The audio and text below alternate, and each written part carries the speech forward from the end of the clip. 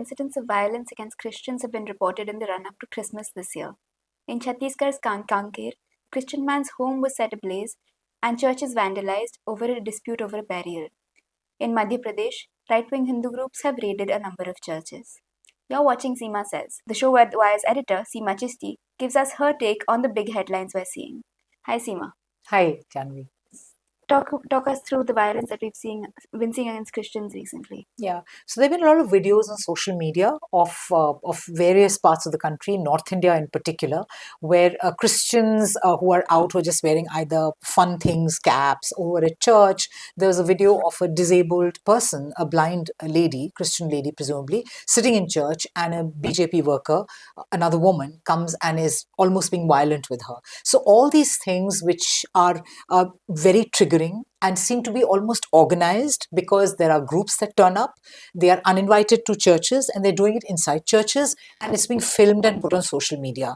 It suggests something beyond just what happens, say, at Valentine's Day, or just an assertion of mob power. It comes out of an impunity that you can do this, and you need to attack Christians who are celebrating their own functions, who are doing what they have to do. Christmas is as Indian as anything, as Diwali or Eid or any festival, or as Gurpurb, to render that as a foreign idea and to go after them. And why it's, I think, very disturbing and extremely upsetting and destructive of the Indian fabric. We can't dismiss it just as some joyless thugs, as a very well-meaning person said on social media. Why it goes beyond that is that the number of attacks on Christians have consistently seen a rise. And you wrote a story in 2023, late 2023, about how the attacks have increased, and the United Christians Forum has documented these attacks. From 151 attacks in 2014, they are up to over 800 in 2024. So there is that. There are these laws, the so-called anti-conversion or anti-love jihad laws, which affect Christians too. And the penalty for that, for making it appear as if you're marrying somebody from another caste or converting people, you go to prison between 7 to 10 years. And an analysis by Deep Mukherjee, our colleague in Rajasthan, which has a particularly draconian law, and another analysis earlier by News Minute shows how pastors and Christians have been at the heart of this. There is also anger going about so-called Vishwasis, or those who are silently Christians. There is the law. There are all these attacks, and then finally, to cap it all, there are these little mobs that turn up and behave like thugs. These were stories we heard from Pakistan. But the fact that it comes here, and this of course is at the back of over 300 churches that were destroyed in Manipur, we haven't heard of what happened with the rebuilding, whether all were restored, whether there was acceptance, and if the ruling party firmly says that they disagree with this. But clearly we know that this is one of a piece of their campaign, that Christians are converting the country, which is absurd, considering they are 2.3 of India's population, and at no census whatsoever have shown any signs of an increase. Yeah. Coming to our second topic, we've seen a fresh wave of violent protests in Bangladesh after the death of Sharif Osman Hadi, who was shot and died a few days later. Since then, there have been multiple deaths. There have been newspaper offices set on fire. This is all happening less than 2 months than Bangladesh was supposed to see elections. What do you make of what's going on? I think several things are at play here, and one horrendous incident in Bangladesh, the lynching of a garment worker. He was very tragically kind of held in a room and then brought out and offered to the crowds, and he was beaten to death. This garment worker, Dipu Chand, it's so, I think that strain that we see here also of going after minorities, etc., seems to be on a dominant trip in Bangladesh, and it is very worrying that the interim regime in Bangladesh is unable to really put a halt on this. It was heartening, of course, to note that 7 people were arrested for that, and even with the newspaper officers, and hats off to them and their courage and their spirit that they got back to work. There was an edition the next day, and the Daily Star had a lovely front page saying "unboard," and so no doubt Bangladesh is in a difficult, in a precarious position. And I think as a larger neighbor, as an immediate neighbor, and as a large secular democratic Republic of India, we should do everything that we can to make sure that they get up on their feet and this election is held properly. It's a particularly sensitive time for Bangladesh, because even normally, there is an interim sort of regime that usually comes in before elections to ensure the elections are fair and square. So one hopes that Muhammad Yunus's administration all their advisors will be able to be up to the job.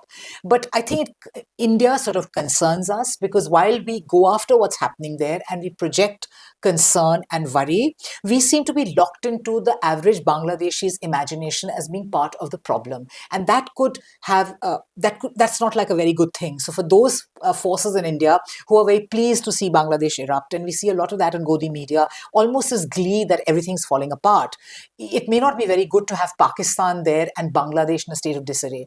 As a responsible neighbor, we should be modeling great behavior, modeling good behavior. So the angle of attack on Bangladesh can't be that Hindus are being lynched. Of course, that's terrible, and that should not happen. And India should say what it can in the strongest possible terms. But we should make sure that.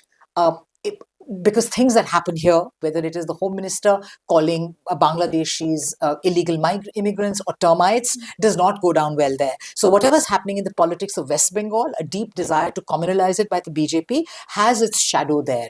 There's also a feeling there that the person, the shooter, and I read that in some responsible large Bangladeshi newspapers, that there's a feeling there that it's been reported that the killer of Hadi has run off to India. Sheikh Hasina is in India, and with the foreign minister Jaishankar saying that Sheikh Hasina will go back to Bangladesh when she goes back to Bangladesh. So a lot of kind of theories, some conspiracy theories and some concerns have been floating there that India is somehow connected with this. But I think it would be really good if we did not have the RSS chief turning around and saying that if Hindus get together, then everything will be okay in Bengal, as he said recently, and we don't fan those flames, because by responding to this as a Hindu state, we're just making things rotten for the subcontinent. India has been an exception, a model for good behavior, and this has implications on Hindus in Pakistan, on Hindus and Jains in Afghanistan, in Bangladesh, Muslims in India, Christians in India.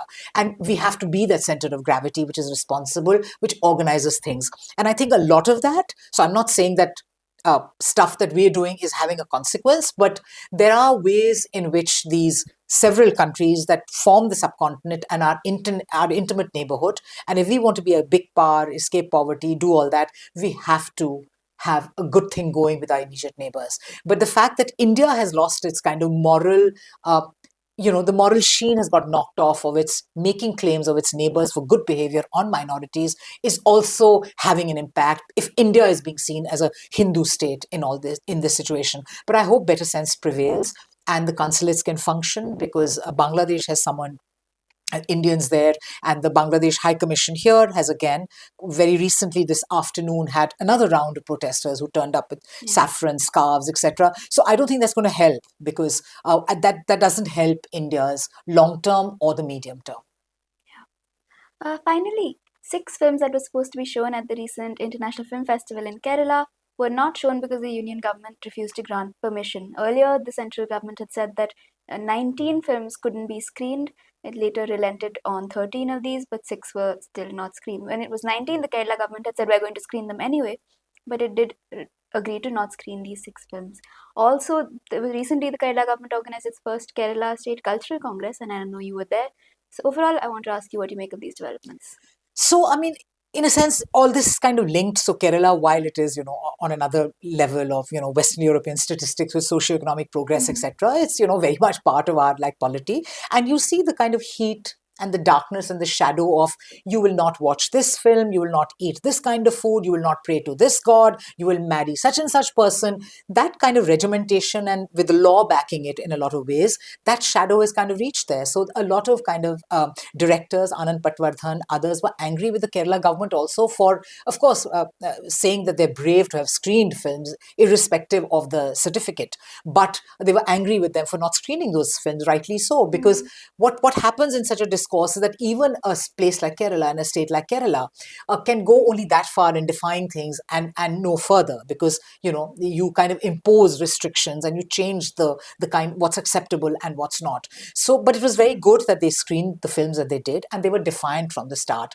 The tragedies of these films include stuff like Battleship Potemkin, and it's a real irony. It's a double twisted irony why Battleship Potemkin needs a certificate to be screened. A film which is titled Beef, but it's not about beef, was also apparently stopped, which means that they're not like seeing films that they are not allowing to go through. A lot of films which, because they were Palestinian, were perhaps not allowed to go through because we want our relationship with Benjamin Netanyahu, who seems to be our only real friend other than Afghanistan in the region, is not allowed. I mean, for that reason. And there are again instances where in Dharamshala, two Palestinian films, one of which went on to win, was very lauded, went on to win awards, were not allowed to be screened. So they were listed and taken off. So I'm happy that some were screened, but there is one understands how these behavior by the BJP in Delhi is able to cast its shadow on even Kerala.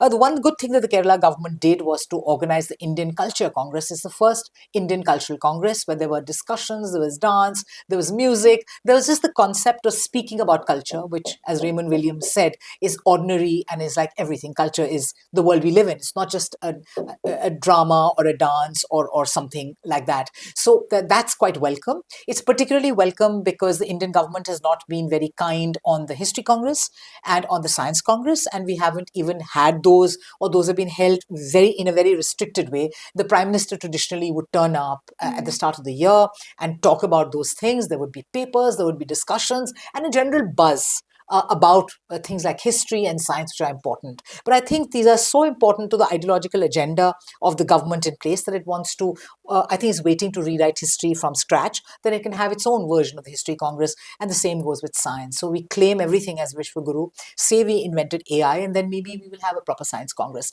But I think the Indian Cultural Congress, though not supremely high profile, it should have got more attention than it did, but as a start and as a funda, as it were, is very good news. Yeah. Okay, tell us your recommendations for this week. So I thought my recommendations, I was just thinking about this, and I was thinking about the fact that it's Christmas time, and the attacks on Christians here, the horrendous attack that you mentioned in Chhattisgarh, where you're not even allowed to die as a Christian. That was worrying. Even with what's happening with Dipu, in what happened to Dipu in Bangladesh, and he got killed. At the heart of it is just this stream that does not want to accept anything different from what we imagine ourselves to be, or some crazy take on indigeneity. So I thought it may be a good idea to kind of visit visually St. Thomas's Church, which was set up by an apostle of Christ in 52 AD in Kerala, in Kodangalur, which also has like a synagogue. It has the first mosque of India. Oddly enough, that was one place where all this came about. So it may be good to go up on that website, and I'll give you a link. Maybe our people who are interested can do it. And Christianity isn't just a South Indian thing which came to the north because the Brits turned up. There is this famous Akbar's Church in Agra, which was founded by the Jesuits in like the late 16th century, and it's as real as anything. These are long years. There's a long history that Christian citizens of India, they own this place. So maybe we put that link up too, and it'll be great if they can listen to what a Christian choir in Delhi. It's a very favorite kind of hymn of mine, and I'll put that also in the show notes with your permission. Perfect. And from me, this time I have been recently reading an old book, and quite a fun one. Mary McCarthy's The Group, this group of women who've just graduated from Vassar College in the US. It's quite racy for its time, perhaps even for today. So I think for people who have a few days off over the holidays, it's a nice time to do something. Salty, Yes. nice, sounds good. Thanks, that's all we have for today. For you, thank you all for watching.